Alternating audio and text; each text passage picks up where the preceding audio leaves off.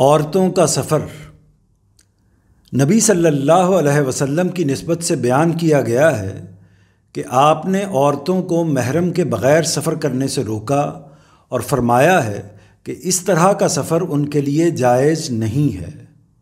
اس کی مدت بعض روایتوں میں 1، بعض میں 2 اور بعض میں 3 شب و روز بیان ہوئی ہے۔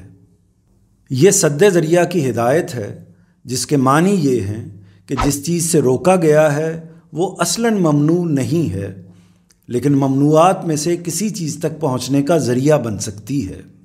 اس کے مخاطبین بھی افراد بحیثیت افراد ہیں۔ اس میں ریاست سے یہ تقاضا نہیں کیا گیا کہ وہ کسی عورت کو محرم کے بغیر سفر کرنے کی اجازت نہیں دے گی۔ پھر یہ بات بھی واضح ہے کہ اس طرح کی ہدایات ہمیشہ حالات سے متعلق ہوتی ہیں۔ اسلام میں عورت کی عفت و عصمت کو جو اہمیت حاصل ہے، اس کے پیش نظر ضروری تھا کہ زمانہ رسالت کے حالات میں انہیں محرم کے بغیر سفر کرنے سے روکا جائے۔ اس زمانے میں سفر پیدل یا اونٹ گھوڑوں پر کیا جاتا تھا۔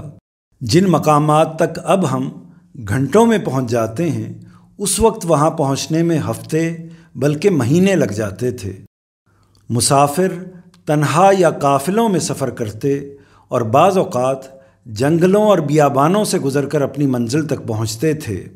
رات آ جاتی تو کھلے آسمان تلے قافلوں میں یا اجنبی شہروں کی سرایوں میں قیام کرنا پڑتا تھا۔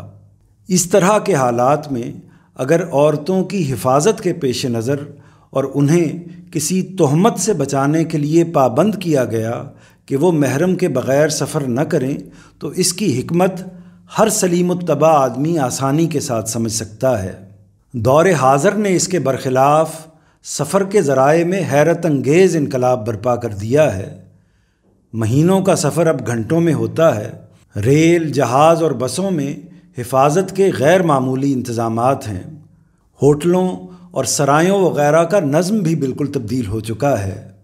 آج سے 100 سال پہلے اپنی بہن یا بیٹی کو تنہا ایک گاؤں سے دوسرے گاؤں تک بھیجنے میں بھی تردد ہوتا تھا، لیکن اب یورپ اور امریکہ کے سفر میں بھی اس طرح کا کوئی تردد محسوس نہیں ہوتا۔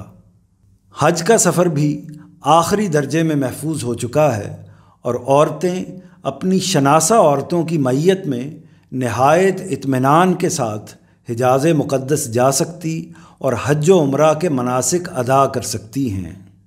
حالات کی یہ تبدیلی تقاضا کرتی ہے کہ حکم کو دور حاضر کے سفروں سے متعلق نہ سمجھا جائے اور عورتوں کو اجازت دی جائے کہ خطرے کی کوئی جگہ نہ ہو تو اپنی ضرورتوں کے لحاظ سے وہ تنہا یا عورتوں کی معیت میں جس طرح چاہیں سفر کریں۔ تاہم اتنی بات ملحوظ رکھیں کہ ان کی عزت ہر حال میں محفوظ رہے اور گھروں سے نکلتے وقت ان سے کوئی غفلت نہ ہو۔ وہ اگر اللہ اور اس کے رسول کو ماننے والی ہیں تو اس معاملے میں انہیں بے پرواہ نہیں ہونا چاہیے۔